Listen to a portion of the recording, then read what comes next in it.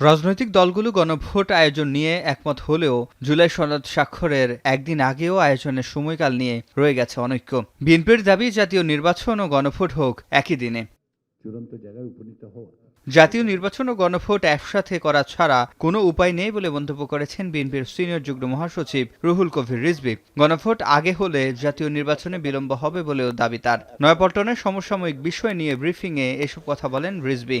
যে একই দিনে জাতীয় সংসদ নির্বাচন এবং গণভোট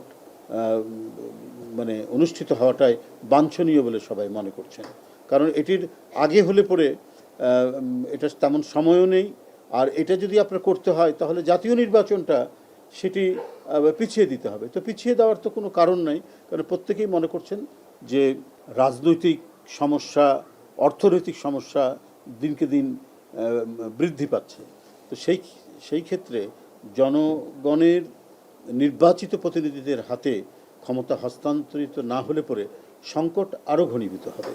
এর আগে সকালে জাতীয় প্রেস ক্লাবের সামনে এক প্রতিবাদ সভায় বিএনপির ভাইস চেয়ারম্যান শামসুজ্জামান দুদু বলেন, নির্বাচন দেরি হলে ষড়যন্ত্র আরও বাড়বে। এ সময় উপদেষ্টাদের কণ্ঠ রেকর্ড আছে বলে সরকারকে ব্ল্যাকমেইল করে যারা সুবিধা নেওয়ার চেষ্টা করছে তাদের বিষয়ে সতর্ক থাকার আহ্বান জানান তিনি। কোন দল বিশেষের কথায় নির্বাচন পরিচালনার জন্য ডিসি, এসপি এবং নির্বাচন সংক্রান্ত ব্যাপারে যারা থাকবে সেটি যেন না হয়।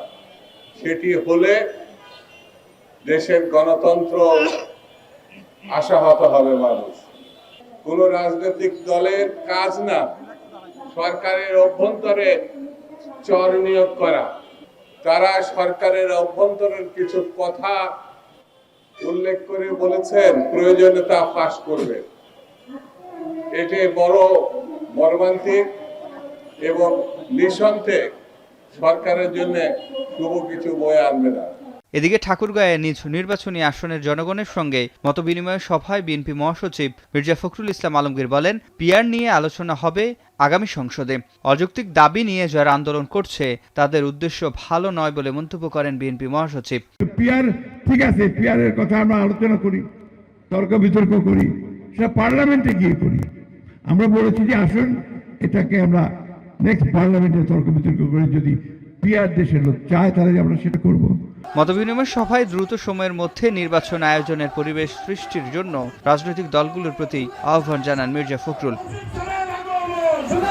সিফাত শাহরিয়ার, এখন, ঢাকা।